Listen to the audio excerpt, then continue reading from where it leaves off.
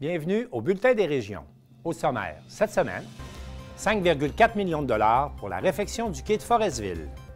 Conduire un chasse-neige est tout un métier. Partout au Québec, une question se pose. Comment donner une nouvelle vie à nos églises? Est-ce que l'on sait vraiment ce qu'est l'aide médicale à mourir? Famille recherchée à Trois-Pistoles pour favoriser l'immersion francophone. Le musée scientifique Exploramer à Sainte-Anne-des-Monts sera agrandi. Une formation pour guide de chasse et pêche à Causse-Abscale.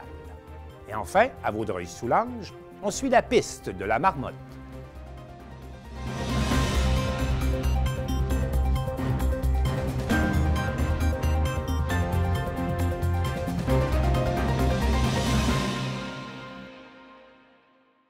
Le Bulletin des régions est réalisé hebdomadairement grâce à la collaboration de quelques 20 télévisions communautaires autonomes associées à Cogeco. Vous verrez donc, au cours de la prochaine heure, des émissions qui vous parviennent de partout au Québec. Bonne émission.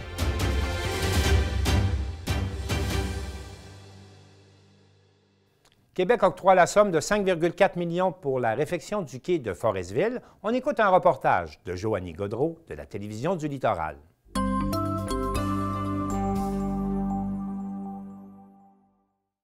La Ville de Forestville peut enfin dire mission accomplie. Le montage financier pour la réfection de son quai municipal est complété. Le ministère des Transports du Québec a confirmé son aide financière de 5,4 millions de dollars au projet. C'est fort important comme avancement de ce grand dossier, selon la mairesse de Forestville, Micheline Anctil, qui en a fait l'annonce lors de la séance du conseil municipal du 14 février, qualifiant ce soutien financier de bonne nouvelle. Forestville pourrait d'ailleurs accueillir la ministre des Transports Geneviève Guilbeault au cours des prochaines semaines pour annoncer officiellement la conclusion de ce projet de longue haleine. Les élus n'ont pas attendu le passage de la ministre avant de dévoiler l'octroi du financement pour que l'entrepreneur puisse commencer les travaux. Notons que la Ville de Forestville avait déjà été en appel d'offres pour la réfection du quai phase 1 et c'est R&G Saint-Laurent de Bécomo qui s'est avéré le plus bas soumissionnaire conforme. L'entreprise débutera les travaux la semaine prochaine si la température est propice et ceux-ci se poursuivront jusqu'en juillet. Au cours de la semaine en cours, va mobiliser de la machinerie et des équipements. Ils vont devoir, on les autorise à passer par la première avenue. C'est absolument nécessaire puisque la route maritime est encore très enneigée.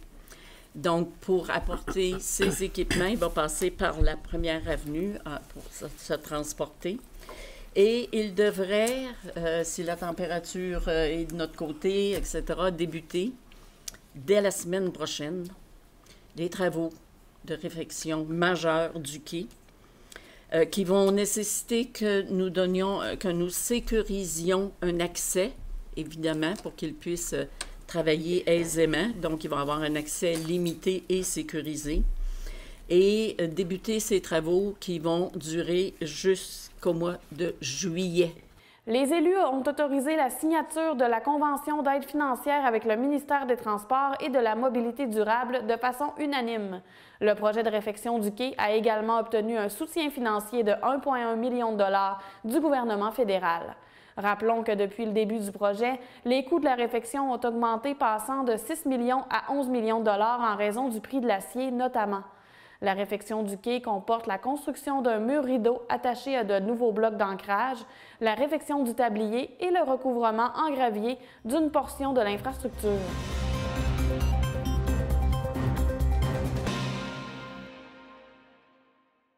Alain Bellumeur et Daniel Yvon de CTRB ont visité les locaux du ministère des Transports et de la Mobilité durable à Joliette, là où personne ne dort durant cette période hivernale.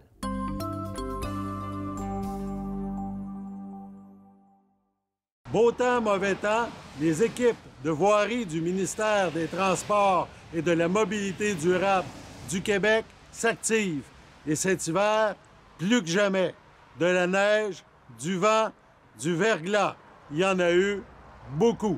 Récemment, CTRB a pu visiter les installations du ministère pour la région de Lanaudière à Joliette. Chez nous, ces équipes couvrent un vaste territoire, notamment traversé par l'autoroute 40, l'une des plus fréquentées au Québec. Cette autoroute traverse notre région de Saint-Barthélemy à Lachenay, aux portes de Montréal. Écoutons maintenant quelques membres de l'équipe lanaudoise du ministère des Transports et de la Mobilité durable nous raconter leur quotidien, surtout lorsque Dame Nature fait des siennes. Donc ici, au CS de Joliette, on couvre environ 850 km de route dont on a charge pour déneiger. On a séparé les activités pour la surveillance. Moi, je m'occupe plus au niveau de la surveillance. Mon collègue s'occupe plus au niveau des opérations avec l'équipe de régie en déneigement comme tel. Donc, aujourd'hui, on veut vous présenter un petit peu comment ça se passe au niveau du CS à la veille des opérations de déneigement quand on annonce de la neige, comment on prépare nos équipes. Une partie de l'autoroute 40, donc à partir, on a l'autoroute 31, la 31, la 40 jusqu'à Saint-Barthélemy. Puis, on a aussi des collectrices, là, des régionales, là, la 131, 337, des routes à numéro. La 158, j'imagine, la 138. Également, la 138, la 348, on monte jusqu'à Saint-Michel-des-Saints, on va à Saint-Barthélemy jusqu'à Saint-Esprit. OK, d'accord. Puis en bas, on va jusqu'à Berthierville. Berthierville, OK, c'est bon, parfait. Ouais, dans le fond, pour les opérations, là, le processus, là, c'est au tout départ, là, quand on commence les opérations, c'est d'analyser ça va être quoi le système qui s'en vient. Parce que tout ça va dépendre de quelle opération puis quel type d'opération on va entreprendre. S'il y a du vent qui est en lien avec la dépression, si les températures sont basses, extrêmement basses, bien là, les abrasifs, qu'est-ce qu'on va épandre sur la route va changer selon la température. Du sel à l'abrasif à des mix pour les températures qui sont en bas de 10. Puis, c'est ça. Comme là, ils nous annoncent un peu de verglas, là. On a plusieurs fournisseurs météo. Là, on fait un topo de tout ce qu'on a constaté et qu'est-ce qui s'en vient. Puis, il y a plusieurs facteurs qui influencent une tempête. Là. Surtout si c'est une tempête qu'on appelle normale, une tempête de tous les jours, mettons jusqu'à 10-15 cm. Bien, ça, c'est tout dépendant de la température. On va mettre du sel, on va mettre de l'abrasif. Quand la température est douce, les fondants agissent. Quand la température est en bas de 15, c'est de l'abrasif qu'on utilise, ça ne fait pas fondre, mais ça tient la chaussée. On va dire du sable, là. Mais non, c'est de la petite pierre. C'est de la petite pierre. Nous autres, on est sur nos circuits au sud, on ne met pas ces hydrophones, on ne met pas d'abrasif. De sable. OK. C'est ça, question, c'est plus environnemental aujourd'hui. L'environnement, vous tenez compte plus de moins de pollution, essayer de mettre de moins de produits chimiques. Oui, le moins possible de sel, si on est capable. Par contre, quand les températures sont douces, l'abrasif n'a pas sa place. Là. On a d'autres choix. Là. Éventuellement, ça s'en vient. Là. Ça va être l'abrasif qui va être traité, puis du sel traité au chlorure de sodium. Mais c'est ça. Pour des tempêtes comme ça. Puis là, si on a une tempête qui est anticipée, mettons un monstre, bien là, c'est là qu'il va... Une bombe, là, comme on dit. Une bombe météo, là, puis dans un court laps de temps, mettons 3 cm et plus à l'heure, bien là, c'est sûr qu'on prévoit le pire. Fait que on a des axes principaux qu'il faut entretenir advenant qu'on ait des fermetures de route. Il faut faire un choix sur quel qui va être fermé en premier puis quel qu'on doit maintenir absolument pour les mesures d'urgence, puis les véhicules d'urgence, pompiers, police, puis surtout la protection des usagers. Un exemple, comme nous autres, le tronçon de route 40 à partir de la Valtrie jusqu'à la halte routière Pointe-du-Jour, ce secteur-là est névralgique, il faut le garder toujours en fonction.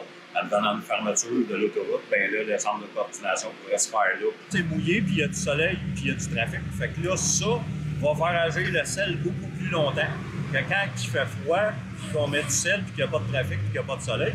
Le sel n'agit pas. Là, présentement, on attend, il fait soleil, il fait beau, il y a du trafic. Notre sel va continuer à agir longtemps. On va être capable de se rendre à l'heure de pointe des automobilistes. Rendu à l'heure de pointe, on va faire un autre dépendable. Moi, selon moi, les chauffeurs qui conduisent des déneigeuses, c'est les maîtres des chauffeurs. Parce que la visibilité dans une tempête est nulle. Oui. Puis ça prend des chauffeurs expérimentés, vraiment. Alors, il y a des pas peureux, là. Mais c'est des vrais bons chauffeurs. Tu sais, c'est pas comme je veux pas dénigrer les autres, mais les déneigeuses, c'est ce qui est le plus complexe à opérer parce que la visibilité n'est pas là. Puis il y a de la neige aussi. Souvent, ben, il fait noir, il n'y a pas de oui, c'est ça, ouais. Il y a des automobilistes, il faut être très vigilant. On est chanceux, on n'a jamais eu d'accident majeur. Puis oui, on est fiers de nos chauffeurs quand ils ont fait 12 heures à rien voir, puis que tout le monde revient, puis qu'il n'y a pas eu de blessure, qu'il n'y a pas eu rien de majeur. Oui, on est fiers de nos chauffeurs. On est fiers du travail qu'on fait, puis on le fait pour la population. On est juste un exemple, là. Pendant les fêtes, on était tous ici avec le chef de service par intérim. Donc, la réalité des familles, tant qu'à finir avec ça, qu'est-ce qu'ils disent? Ils avaient beaucoup de sport, les familles sont fiers c'est un sacrifice à faire parce qu'un déneigeur, il n'est jamais à la maison tout l'hiver. Puis quand il revient, il dort. C'est sûr que nos familles font des sacrifices, mais c'est des sacrifices à faire pour le travail. On n'a pas le choix de le faire.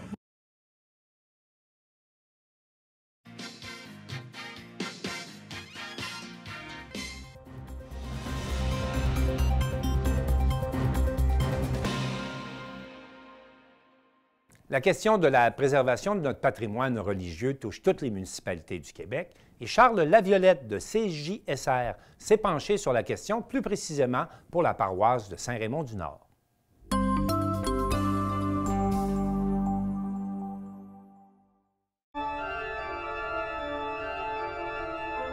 Avec la baisse marquée du nombre de fidèles et les multiples scandales qui plombent sa réputation et ses finances, l'Église québécoise est à un tournant. Dans Portneuf, il y a actuellement 3 paroisses qui se séparent le territoire. On est en droit de se demander qu'est-ce qui va se passer avec les églises de la région, alors que plusieurs sont classées patrimoniales. Des intervenants consultés parlent d'un véritable raz-de-marée qui s'apprête à déferler sur le Québec, alors que plusieurs communautés n'auront pas le choix de se départir de leurs églises pour améliorer leur santé financière et poursuivre leur mission. Nous débutons aujourd'hui une série de 3 reportages autour de cette question.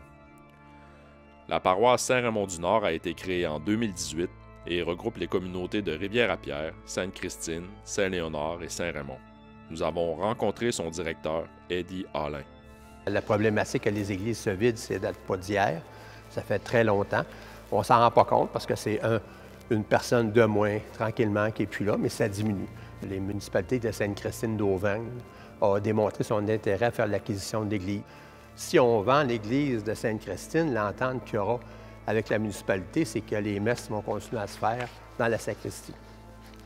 Et il y a eu des approches aussi avec la municipalité de Saint-Léonard qui a montré aussi un intérêt. Saint-Léonard, c'est une question plus en 3 ans que ça va se discuter, mais 2 à 3 ans. Mais la Ville est en train d'étudier et faire des analyses financières. Là. La Ville de Saint-Raymond proposait de porter acquéreur pour à peu près une somme symbolique de très peu d'argent, mais en échange, il permettait de continuer d'utiliser l'Église telle qu'elle est là pour 10 ans, puis même plus longtemps. Là.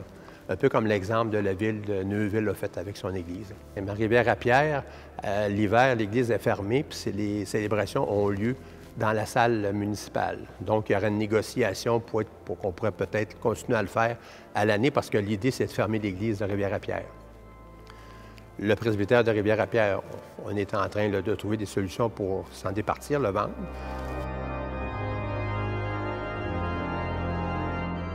Les 4 églises sont tous déficitaires. C'est pas une pire que l'autre. Je n'ai pas fait d'année de savoir en termes de pourcentage, mais on est tous déficitaires. Ça, c'est clair. La problématique que l'on a, on constate que les personnes qui viennent, les fidèles qui viennent à la messe sont vieillissants et il n'y a pas de relève, ou très peu. Ce qui fait que pour la pratique, il n'y a pas de pérennité. Dans 10-15 ans, on aura beau avoir des églises ouvertes, il n'y aura plus personne ou très peu de personnes qui vont venir. L'autre problématique, c'est les prêtres. Il n'y a pas non plus de pérennité. Les prêtres qu'on a, actuellement, on a une équipe de prêtres de, je pense, c'est 3 prêtres qui desservent les 3 paroisses. Mais ils ont des prêtres collaborateurs qu'ils appellent, c'est des prêtres qui sont retraités et qui continuent à venir faire des messes, puis des funérailles qui donnent un coup de main. Mais c'est tout du monde qui sont relativement vieux. Les collaborateurs, c'est du monde retraité, donc c'est du monde qui sont assez âgés. Puis les prêtres qui sont dans l'équipe pastorale, bien, ça tourne autour du 65, là. Il y en a des plus vieux que ça, là. Imaginez qu'il y a des prêtres le dimanche matin ou la fin de semaine sont obligés de faire 3 messes. Alors, c'est quand même demandant pour eux, là. C'est très exigeant.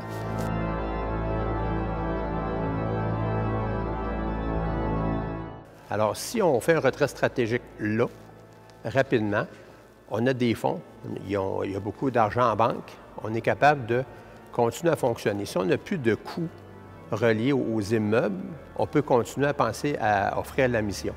Parce qu'en fait, nous, on est des gestionnaire, mais la gestion, le but de tout ça, c'est la mission, c'est-à-dire continuer à assister, à faire des célébrations eucharistiques, des baptêmes, des mariages, puis de la pastorale en général. L'idée, c'est pas de fermer, c'est de continuer à offrir la mission.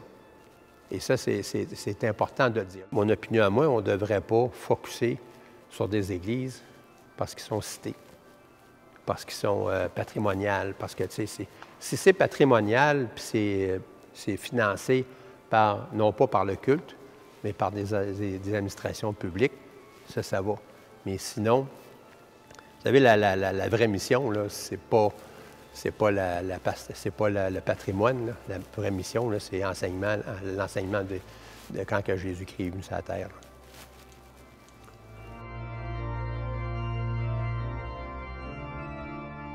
À Sainte-Christine, on nous parle d'une quinzaine de personnes, une trentaine à Saint-Honoré de Portneuf.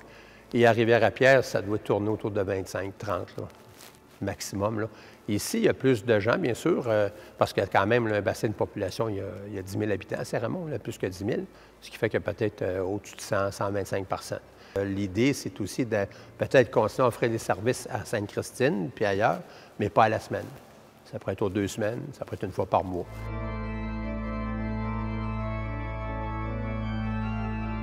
Même si l'Église comme telle appartient à la fabrique de Saint-Raymond-du-Nord, on est propriétaire, avec la loi sur les fabriques, on a l'obligation toujours d'avoir l'autorisation du diocèse. C'est-à-dire que ça prend toujours la signature de l'évêque pour faire une vente, pour faire une location, pour une servitude, tout ce que c'est qui est acte notarié, des contrats, ça prend toujours, ils veulent toujours s'assurer que ce qu'on fait, c'est correct.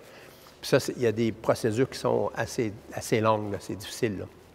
Là, je te dirais que le diocèse de Québec a aussi probablement des problèmes financiers aussi. Là. Comme là, ils sont pris dans des poursuites. les abus sexuels et tout ça. Là. Bon, bien là, ils sont en négociation là, parce que c'est au civil. Là. Ces gens-là, ce qu'ils veulent, c'est de l'argent. Alors là, ils sont en négociation pour régler à l'amiable. Puis là, on parle de dizaines de millions de dollars. Là. Alors, même eux autres, là, puis c'est sûr que nous, on contribue tous un peu au diocèse. Alors, si eux autres, ils ont des fonds, ils ont un compte en banque, là, mais à la longue, ce compte-là, il va fondre. Là. Alors, s'il y a moins de donateurs ici, il va en avoir moins là-bas, fait que ça va devenir, eux autres aussi, là, par la bande, là, ça va leur occasionner des problèmes, là.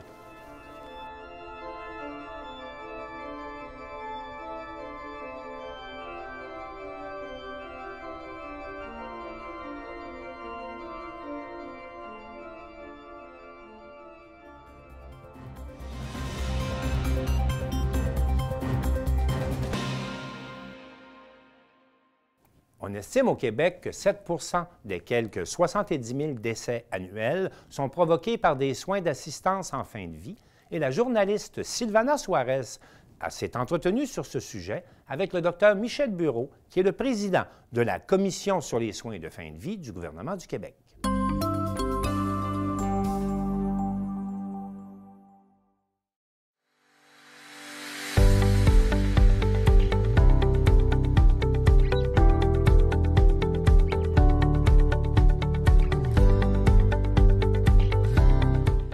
Bonjour et bienvenue à une nouvelle édition de L'Érable en bref. Mon nom est Sylvana Suarez, nouvelle journaliste stagiaire de la TVC. Il me fera plaisir de vous amener les nouvelles et les informations de la MRC de l'Érable de manière régulière. Nous nous trouvons à l'entrée de la TVC pour conduire une interview par vidéoconférence avec le docteur Michel Bureau, médecin et président de la Commission sur les soins de fin de vie du gouvernement du Québec. La semaine passée, le sujet de l'aide médicale à mourir a commencé à avoir une nouvelle visibilité grâce au projet de loi fédéral et provincial. Jeudi, le 2 février 2023, le ministre fédéral de la Justice, David Lametti, a déposé le projet de loi C-39, qui rapporte d'un an l'élargissement de l'aide médicale à mourir aux personnes dont les troubles mentaux sont les seuls critères médicaux. 12 semaines après, soit le 16 février, le ministre délégué de la Santé et aux aînés du Québec, Sonia Bélanger, a déposé à l'Assemblée nationale le projet de loi 11, dont l'objectif est d'élargir les critères d'admissibilité aux soins de fin de vie. Le Canada essaye de maintenir le statu quo en matière d'aide médicale à mourir pendant un an, tandis que le Québec propose l'idée d'augmenter les critères à certains cas de maladie mentale. Le Dr Bourreau nous expliquera en détail la complexité des débats sur l'aide médicale à mourir. Nous sommes avec le Dr Michel Bourreau, président de la Commission sur les soins de vie du gouvernement du Québec. Bonjour, Monsieur Bourreau. Bonjour, Sylvana. Quelle est la définition d'aide médicale à mourir? L'aide médicale à mourir, c'est un soin que demande le patient. C'est toujours la personne qui le demande, qui dit au médecin que personne ne peut plus la soulager et qu'elle a besoin de médicaments pour la soulager, et ces médicaments-là vont mettre fin à sa vie. Ils vont lui donner la mort. Est-ce qu'une dépression pour des raisons financières pourrait être une raison valable pour demander l'aide à mourir? Non. La première raison pour demander l'aide médicale à mourir, c'est d'avoir une maladie grave et incurable. Une maladie comme le cancer, comme le Parkinson, comme la sclérose en plaques, comme l'insuffisance cardiaque, les maladies pulmonaires. Ça prend une maladie grave et incurable. Aucune autre raison n'est acceptable pour l'aide médicale à mourir. Et en plus de ce diagnostic de maladie grave et incurable, il faut avoir des souffrances insupportables, un déclin avancé de la maladie. Alors, c'est pas fait pour des conditions sociales ou des difficultés, ou c'est pas fait pour les personnes âgées qui vont mourir bientôt. C'est fait pour une maladie grave et incurable. Et en termes de pourcentage, M. Bourreau, quelle est la proportion de décès produits par l'aide médicale à mourir à Québec? Le chiffre est 7%. Il meurt au Québec chaque année 70 000 personnes à peu près, et 7% de ceux-ci vont décéder dans des grandes souffrances et vont demander l'aide médicale à mourir, et le médecin va leur donner. Alors, c'est donc 7% de tous les Québécois. Est-ce que vous pouvez nous dire s'il y a une augmentation, quelle augmentation a eu les décès pour l'aide médicale à mourir dans les dernières années, s'il vous plaît? Oui, l'augmentation l'année dernière était de 50%. Cette année, elle s'annonce pour être un peu moins de 50%, mais elle est considérable aussi. Ce sera probablement 35-40%. Et à toutes les années, l'augmentation a eu lieu depuis que la loi est en place, et c'est des augmentations en moyenne de 25% par année. Quelles sont les raisons les plus fréquentes pour qu'une personne décide de mettre fin à sa vie avec l'aide médicale? La raison, c'est la souffrance. C'est la souffrance chez des personnes qui ont une maladie grave, incurable. Il faut être majeur pour demander l'aide médicale à mourir. Et il faut être apte. Il faut que ces personnes-là soient capables de décider par eux-mêmes, soient bien conscientes, connaissent bien la maladie et qui ont des souffrances et un déclin avancé de leur maladie. D'habitude, ces personnes-là sont à 3 à 6 mois de la mort prévisible. Alors, c'est surtout le cancer. Mais tout de suite après, c'est les maladies neurologiques. Parkinson, la maladie de Lou Gehrig, la sclérose en plaques, ce genre de maladie compte pour un peu moins de 10% des aides médicales à mourir. Et le groupe le plus nombreux, c'est ceux qui sont atteints de cancer, et ils font plus de 70% des demandes. Monsieur Bourreau, avant d'aborder le sujet des maladies mentales et l'aide médicale à mourir, est-ce que vous pouvez nous expliquer qu'est-ce que c'est une maladie mentale? Et en gros, quels sont les différents types de maladies mentales qu'il y a? Les maladies mentales, c'est les dépressions, les schizophrénies, les troubles du comportement. Il y a une grande catégorie de maladies mentales qui sont chroniques, qui durent, qui commencent dans le jeune âge d'un adulte et qui continuent jusque tard. Et dans la loi actuelle qui fut déposée, il est précisé que les maladies mentales sont souvent guérissables ou soulageables et ils ne sont pas admissibles à l'aide médicale à mourir. Alors, la loi dit l'élargissement de l'aide médicale à mourir n'est pas fait pour les personnes avec maladie mentale. Comme on parle des lois, quelles sont les principales lignes directives des lois et des projets de loi du Québec et du Canada à propos de l'aide médicale à mourir? Au Québec, la loi qui est déposée, et c'est ça la plus grande importance de la loi actuellement, c'est d'ouvrir l'aide médicale à mourir aux personnes qui sont encore bien, mais qui ont un diagnostic de maladie neurodégénérative. Ça, c'est une maladie comme Alzheimer, une lésion cérébrale de type vasculaire qui amène les personnes à perdre leur capacité intellectuelle, leur jugement, leur capacité de vie sociale. Et l'exemple le plus connu, c'est l'Alzheimer. Alors, la loi québécoise, actuellement, ne permet pas à une personne qui va devenir inapte de recevoir l'aide médicale à mourir parce que pour demander l'aide médicale à mourir, il faut être apte, il faut être conscient et capable de décider par soi-même. Mais vous et moi, si on avait de notre médecin, vous êtes bien trop jeune pour ça, vous, mais moi, si on avait de notre médecin un diagnostic précoce d'Alzheimer, il pourrait dire, Monsieur Bureau, vous êtes encore capable de tout faire vos choses, mais votre maladie neurodégénérative est commencée. Et cette maladie-là, c'est un Alzheimer.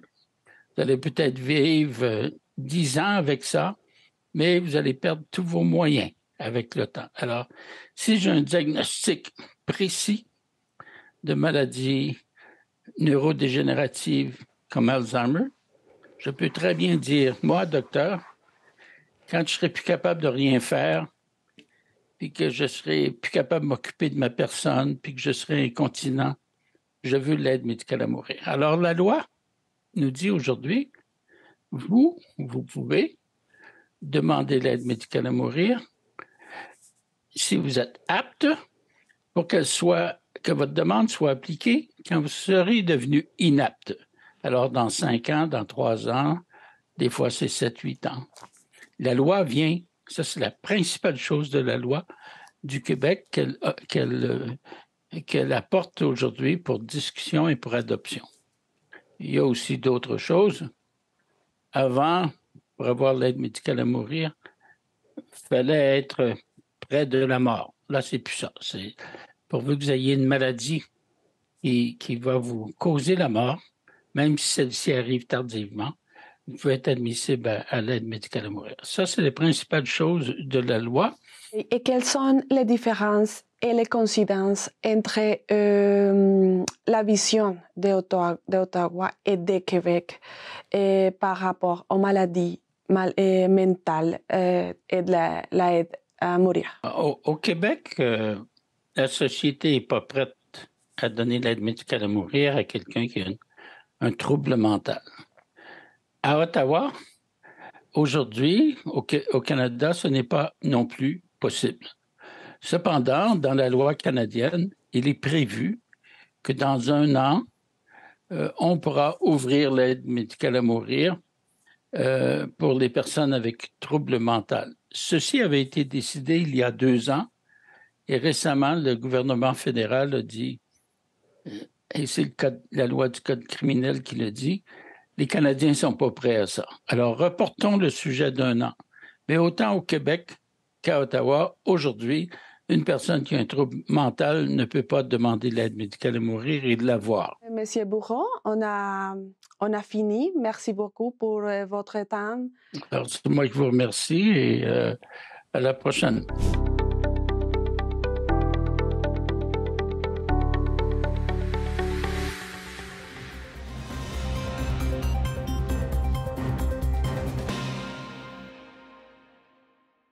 À Trois-Pistoles, le recrutement de familles d'accueil pour favoriser l'immersion francophone bat son plein et l'équipe de TBCH nous a préparé un reportage.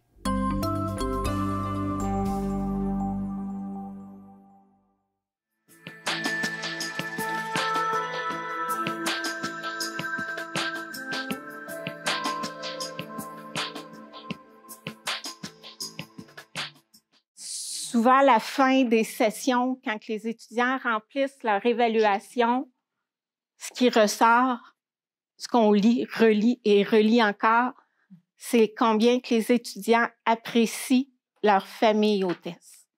Comment ils ont apprécié discuter avec eux, prendre le temps de déjeuner ou de vivre avec eux. J'en ai qui me disaient, moi, c'est les fraises sur la table le matin que j'appréciais beaucoup. À Monsieur Bérubé. Chaque famille apporte un petit quoi à ces étudiants-là qui arrivent ici. Et c'est souvent un début d'histoire qui dure pendant des années par la suite.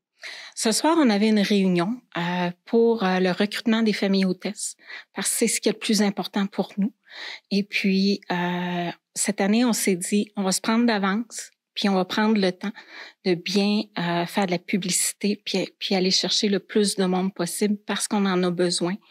Et pour nous, les familles hôtesses, c'est très précieux. C'est notre art à nous.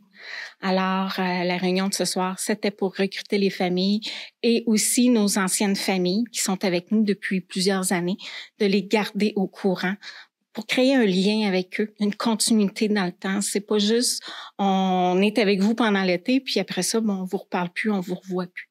Alors, c'est vraiment pour créer un lien avec les familles, puis pour éventuellement créer un groupe plus soutenu, plus serré, qui est le réseau des familles hôtesses. C'est une aventure. Oui, c'est exigeant. Oui, ça demande, c'est du temps. Mais c'est une expérience personnelle à vivre avec d'autres personnes. Pourquoi ils choisissent Trois-Pistoles? À cause de vous. Parce qu'ici, il n'y a pas de résidence. C'est seulement des familles hôtesses. L'an passé, on a dû refuser certains étudiants par un manque de familles hôtesses. Et puis, il y en a qui disaient, non, moi, je veux pas aller là, je veux aller à Trois-Pistoles, je veux être dans une famille hôtesse, j'ai pas le choix, là. Ma mère est allée à Trois-Pistoles, ma grand-mère, moi, il faut que j'y aille, là, je peux pas, là. Puis même que la mère, elle a appelé, puis ça se peut pas, mon enfant doit aller à Trois-Pistoles, vivre l'expérience famille hôtesse. En fait, c'est une histoire où c'était vraiment une vision d'un ancien recteur de l'Université Western qui avait vécu une expérience d'apprentissage de langue. Alors, là, bien évidemment, on l'a dit, c'est plus de 90 ans, mais c'était un peu la vision de faire vivre des anglophones canadiens une vraie immersion. Et ils ont fait des recherches, ils ont tombé sur Trois-Pistoles après beaucoup de recherches. Et là, on est là, 91 ans plus tard, à continuer à faire la collaboration avec la communauté. Et 90 ans plus tard, est-ce que la mentalité, la façon de travailler avec les étudiants est différente ou c'est vraiment resté comme fondamental? Je pense qu'il y a, on reste fidèle, on essaie de rester fidèle à ce qui est l'expérience des étudiants, l'expérience pour les familles, mais on s'ajuste au temps également. Il y a des choses qui évoluent, il y a des demandes, la réalité, ça change de jour à jour, on essaie de s'adapter à ça, mais on essaie toujours de rester fidèle au fait qu'est-ce qu'on veut quand les étudiants viennent et quand ils quittent, qu'est-ce qu'on veut qu'ils partir avec. Alors, il y a des principes qu'on parle, on cherche l'ouverture d'esprit pour qu'ils tentent une expérience, pour que ça soit une vraie découverte culturelle, pour connaître le milieu. Ce principe-là, ça reste pareil. Comment est-ce qu'on le fait? Comment est-ce qu'on ouvre les portes tous les jours pour leur permettre de le faire et les accompagner dans l'aventure? C'est sûr et certain qu'on s'adapte à la nouvelle technologie, à la nouvelle façon de faire également. OK. Après 2 ans de pandémie, l'école revient enfin sous sa vraie forme. Qu'est-ce que vous pouvez me dire justement par rapport à ça, l'engagement et le travail qui est à faire en amont de tout ça? Oui, je pense en fait, je pense que l'année dernière, on était revenu, on avait dit on voulait revenir en présence, tout avec les mesures sanitaires qui étaient alors, c'était pas avec les nombres de cohortes qu'on voit d'habitude. Cette année, en 2023, notre ambition, c'est d'avoir des cohortes qui ressemblent au nombre d'étudiants qu'on avait dans le passé. Et c'est que ça prend vraiment, c'est également, on est là engagés prêts à travailler avec les familles, la communauté également. On a de belles collaborations avec la ville, des partenaires de la communauté qui nous ont soutenus pendant les temps de pandémie aussi. Mais ça prend également un engagement de la part de la population. On a besoin de familles hôtesses, c'est très important, c'est une partie intégrale, primordiale. C'est une raison qui fait venir et revenir nos participants parce qu'ils tissent des liens avec la population et ils savent que c'est une expérience qu'ils peuvent vivre, qui donne des éléments supplémentaires à leur expérience. C'est pas juste ce qu'on apprend dans la salle. Et sinon, c'est un professeur qui le dit, je suis attachée à l'enseignement, c'est important, mais ce qu'ils vivent, c'est autre chose. Ils découvrent qu'est-ce que ça donne de vivre dans une famille québécoise. Ils apprennent des choses de leur famille. Et alors, c'est un engagement que nous, on aimerait revenir. C'est l'ambition et les défis qu'on se lance, mais on a besoin des membres de communauté également de s'engager, de devenir famille, sinon pas tenter l'expérience. On est au bout de fil. Passez-nous un coup de fil, on va en parler, voir quelle est l'expérience, est-ce que ça pourrait vous tenter. Et aux familles parce qu'il y avait aussi des familles qui voulaient prendre une pause, ça se comprend. On n'avait pas vu nos familles pendant des années, qui voulaient prendre des pauses, qui avaient des visites. Ça les tente de revenir. On les attend. Hein. Alors, c'est un engagement de 2 côtés. Pour le moment, la plupart des gens ont reçu la carte qui a été par la poste. On y retrouve mon adresse courriel accueil 3P. Alors, les gens peuvent communiquer avec moi le jour, sans problème, ou la fin de semaine. Parfois, les gens travaillent par courriel ou par téléphone. On se donne un rendez-vous, on s'ajuste. Je m'ajuste beaucoup aux gens et à leur horaire, leur flexibilité. On continue. On a des familles présentement. On va continuer à aller chercher des familles jusqu'en mars pour savoir. Parce qu'il faut être capable de dire combien d'étudiants qu'on reçoit. Alors, jusqu'à la mi-mars, sans problème. Et puis, après ça, on s'ajuste. Mais je vous dirais quasiment jusqu'à la fin, notre préférence, avant la mi-mars, de pouvoir nous dire s'ils sont prêts ou non à accueillir des étudiants. Bonne saison. Merci.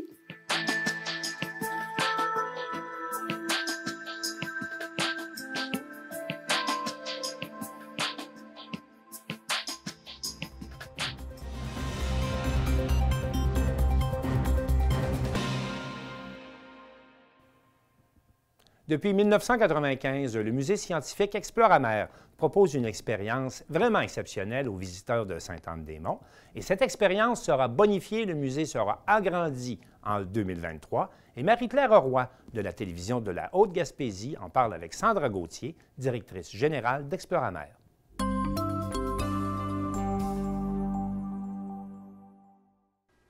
Aujourd'hui, on reçoit Sandra Gauthier, directrice générale d'Exploramer. Bonjour, Sandra. Bonjour, merci de m'accueillir. Ça me fait plaisir d'être là. Sandra, on va situer un peu Exploramer.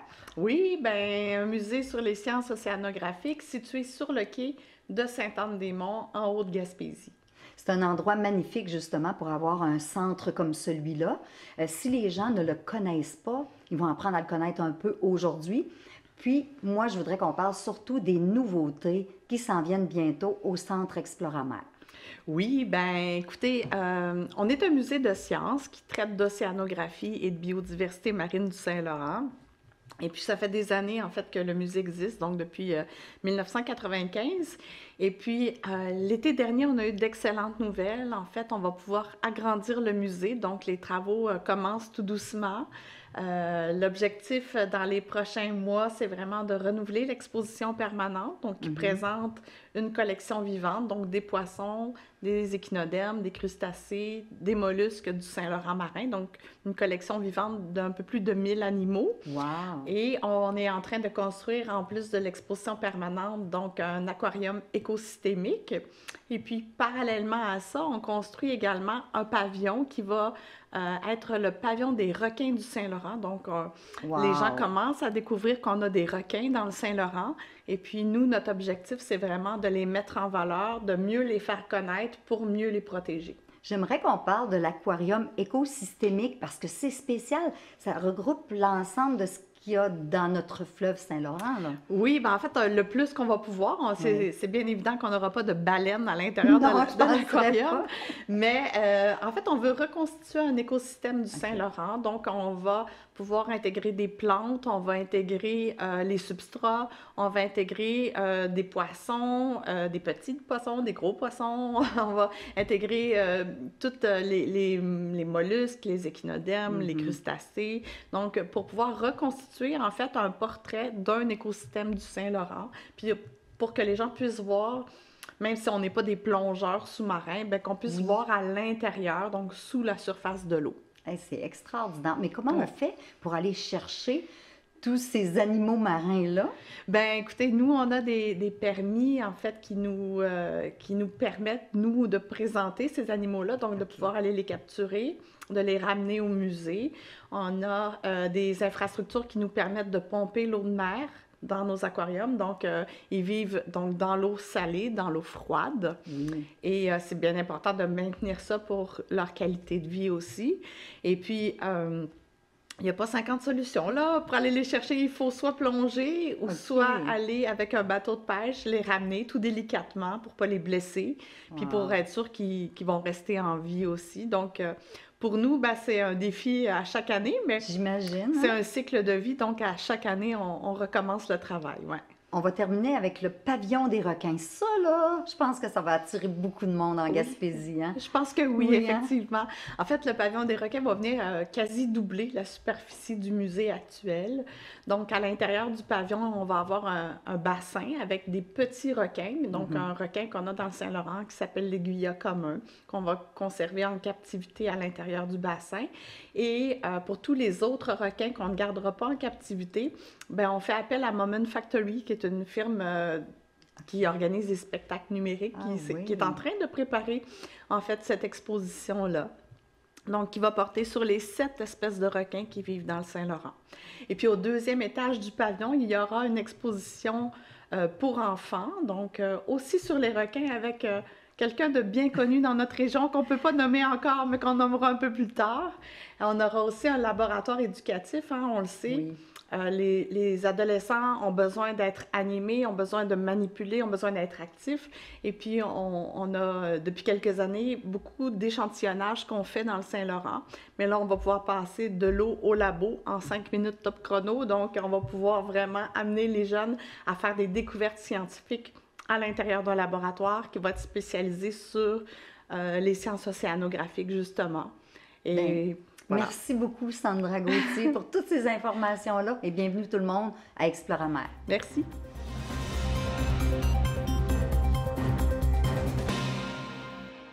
Si devenir guide de chasse et pêche vous intéresse, ce reportage de Marc Baudouin de la télévision de la Matapédia sera certainement vous intéresser.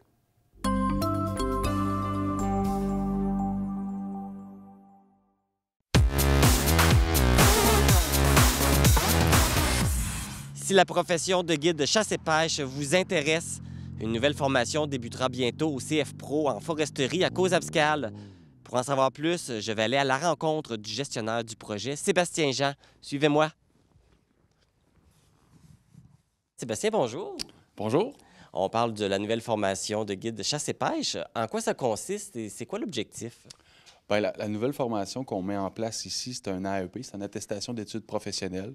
Donc, ça consiste à former des professionnels dans le domaine du guide chasse et pêche. Donc, l'objectif est de répondre à une grande pénurie de main-d'œuvre dans ce secteur-là. Donc, c'est une formation de 720 heures qui est répartie sur 12 compétences qui sont à majorité, comme le dit le cours, pratique, donc un guide chasse et pêche en forêt, sur la rivière. Donc, un cours dynamique qui s'annonce pour ce printemps. Un guide chasse et pêche, souvent ce qui nous vient en tête, c'est la personne qui va s'occuper de la sécurité, qui va peut-être donner des informations aux personnes qui vont chasser, pêcher, mais ils ont sûrement d'autres tâches à faire. C'est sûr que la personne qui a ce rôle-là travaille souvent pour des pourvoiries, des ZEC, des CEPAC. Donc, l'objectif est de préparer des séjours de chasse, de pêche. Donc, ça va de s'assurer que les embarcations soient prêtes, s'assurer que le voyage se passe bien. On a plus en plus de des nouveaux clients dans ces secteurs-là. Donc, informer, former ces gens-là à l'expérience qu'ils vont vivre. Donc, c'est quelqu'un qui a des grandes connaissances, mais qui a aussi une belle capacité de communication. Souvent, c'est effectivement les compétences qu'on doit avoir, là. Et là, tu parlais aussi que ça vient d'un besoin. C'est sûr que la formation a été construite. On a une grosse pénurie ici dans la région aussi également. Tout à fait. Les entreprises de la région ont besoin de ce genre de personnes-là parce qu'effectivement, la demande grandissante, les gens ont besoin, on dirait que depuis les quelques mois de pandémie, les gens ont besoin de se ressourcer, de revivre la forêt, donc de vivre de la nature. Et les entreprises qui offrent des forfaits dans ces secteurs-là ont besoin de gens pour accompagner. Les gens qui étaient là-dedans sont soit vieillissants, soit à la retraite. Donc, on a besoin d'un nouveau souffle, de nouvelles personnes dans ces fonctions-là. Tu nous as parlé un petit peu, mais en quoi ça consiste le cours exactement? Là, je sais que c'est 720 heures, tu m'as dit, c'est plus du pratique, mais quelqu'un qui fait le cours, là, il s'attend à quoi? Qu'est-ce qu'il va faire?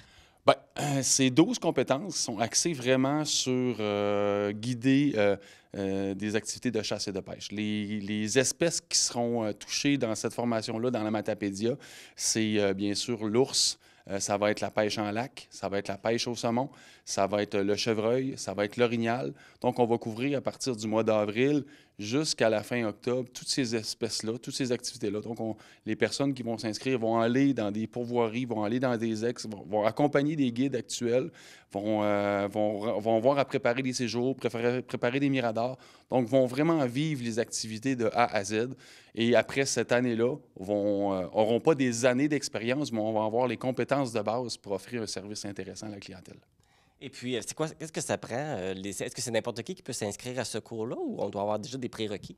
Les préalables sont de très bas niveau. Ça prend un secondaire 3 ou un test général de classement. Mais surtout, ce que je vous dirais, ça prend des passionnés. C'est ça qui va faire la différence. Des gens qui sont passionnés par la nature, passionnés par ces activités-là, puis qui ont eu le goût de le communiquer aussi. Les gens qui paient des forfaits pour aller dans ces entreprises-là, que ce soit des CEPAC ou des pourvoiries, ils veulent vivre une expérience. Donc, le guide est là pour faire le lien entre la nature et la personne, pour s'assurer effectivement qu'il se passe de belles choses, de belles expériences, ça reste gravé dans la mémoire des gens là, pendant plusieurs années. Fait que là, les gens qui vont suivre le cours, quand ils vont sortir, ils ont un diplôme entre les mains. C'est la grosse différence que l'expression populaire disait apprendre sur le tas. Mais ici, c'est la grosse différence, c'est que les gens vont avoir un diplôme du ministère de l'Éducation qui, à la grandeur de la province, vont pouvoir prouver qu'ils ont fait des compétences pour devenir guide chasse et pêche. Là, on parlait des pourvoiries, mais est-ce qu'il y a d'autres employeurs là, qui peuvent les embaucher?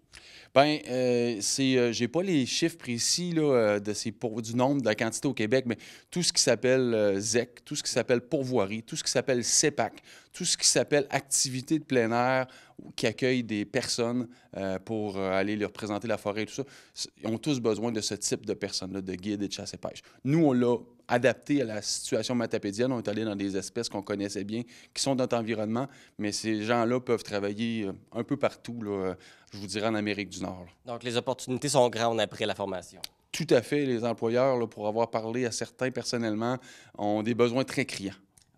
Et la formation devait partir l'année dernière. ça n'a pas été le cas parce qu'il n'y avait pas assez d'étudiants. Ça vous prend combien d'étudiants, justement, pour que le cours puisse démarrer? Le chiffre magique est 6. C'est sûr qu'on aimerait ça d'en avoir un petit peu plus parce que des fois, les gens essaient puis finalement, ça ne répond pas à leurs besoins. Donc, 6 est le chiffre magique. C'est ce qu'on essaie d'avoir. Actuellement, on est à 2 inscriptions. Donc, l'année passée, tu l'as mentionné, on était à 1 ou 2 inscriptions de démarrer. Donc, cette année, on est confiant. Je pense que c'est encore plus évident. Les besoins sont là. Puis, je pense que c'est un beau métier. Je pense que c'est un métier intéressant, le fun. Et présentement, on peut quasiment travailler à l'année là-dedans, là, si on fait le tour de toutes les espèces. Fait que je pense que ça peut être, pour les gens intéressés, ça peut vraiment être une profession intéressante. Bien, si on aime la chasse, la pêche et surtout le plein air, c'est un emploi gagnant.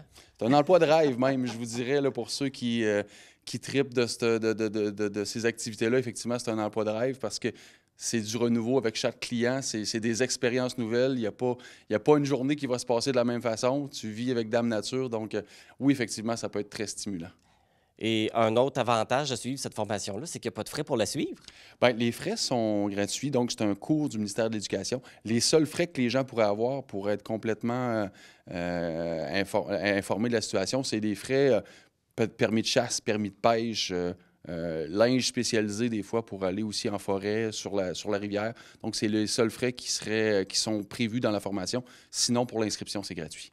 Et puis, la formation est gratuite parce que le cours est reconnu par le ministère. Tout à fait. C'est en plein le cas. C'est une attestation d'études professionnelles. Donc, ce contexte-là nous permet effectivement de payer les enseignants et tout ça avec le ministère de l'Éducation. Donc, la formation est gratuite pour les gens intéressés. Là, le cours, il commence en avril? Oui, le 17 avril prochain. Donc, pour ceux qui aimeraient s'inscrire, je vous invite à regarder le site Internet du CF Pro. Donc, vous pouvez vous inscrire directement là. Mon nom est Sébastien Jean aussi. En faisant une petite recherche Google, là, vous pourrez trouver ça facilement. Voilà. Et puis, ça se termine au mois d'octobre? Oui, ça se termine au mois d'octobre, 720 heures. Une petite pause durant l'été d'environ 2 semaines pour recharger les batteries. Puis, on finit ça à la fin octobre. Bon. Bien, merci beaucoup, Sébastien, et on vous souhaite un bon succès avec la formation. Puis on espère que les gens vont s'inscrire. Bien, merci beaucoup à vous, au plaisir. Si vous avez envie d'effectuer la formation guide de chasse et pêche, vous avez jusqu'au 31 mars pour vous inscrire. Et pour toute information, vous pouvez contacter Sébastien Jean par téléphone au 1-800-665-2367, poste 6505, ou par courriel à sejean@cssmm.gouv.qc.ca. Bonne formation!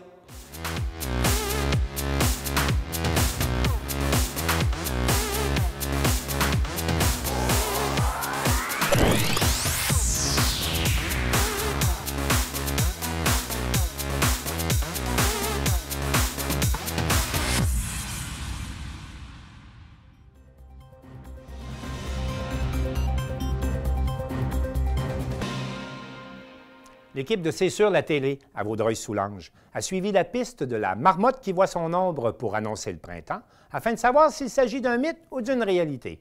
Un reportage tout en humour de Natacha Marleau.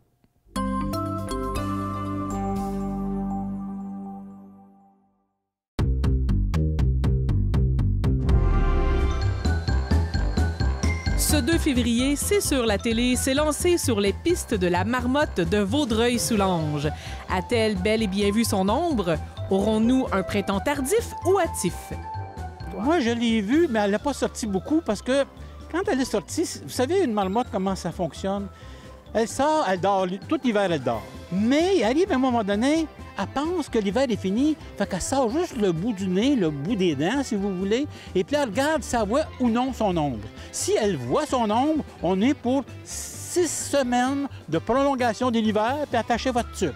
Mais si elle ne voit pas son ombre, comme si c'est nuageux, là, ça veut dire que l'hiver va être écourté. On ne peut pas voir une marmotte en plein milieu de l'hiver. Savez-vous qu'une marmotte, l'été, son cœur bat à 85 fois à la seconde. En hiver, ça baisse à 5. Pas la seconde, 2 minutes, excusez-moi. Alors, il ne peut pas bouger l'hiver. Une marmotte, ça ne sort pas l'hiver. C'est un mythe. Martin, est-ce que tu as déjà vu une marmotte?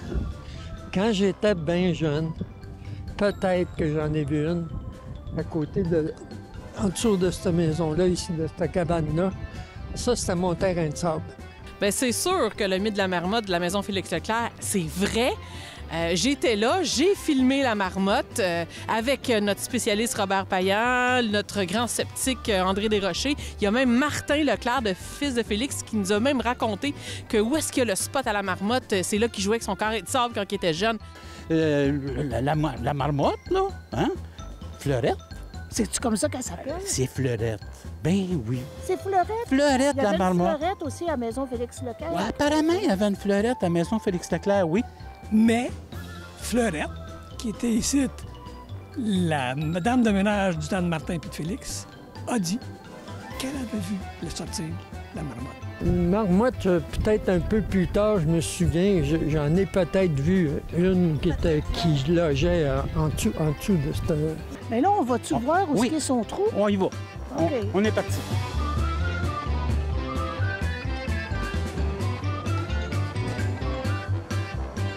C'est défendu, mais c'est pour une bonne cause. Fleurette.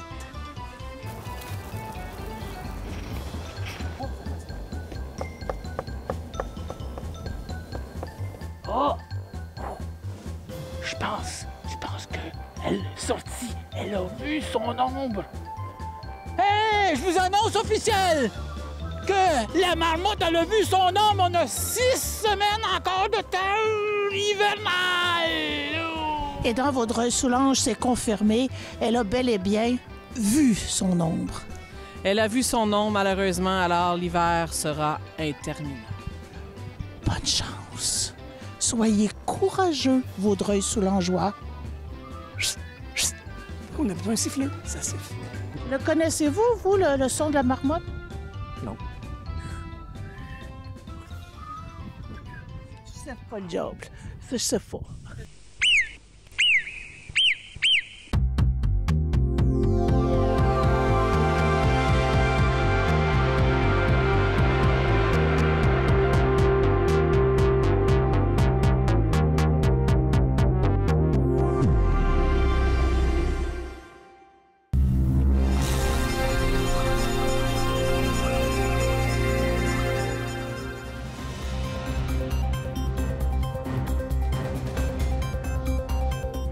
C'est tout pour le Bulletin des régions cette semaine. Je remercie toutes les stations participantes et je vous dis à la prochaine.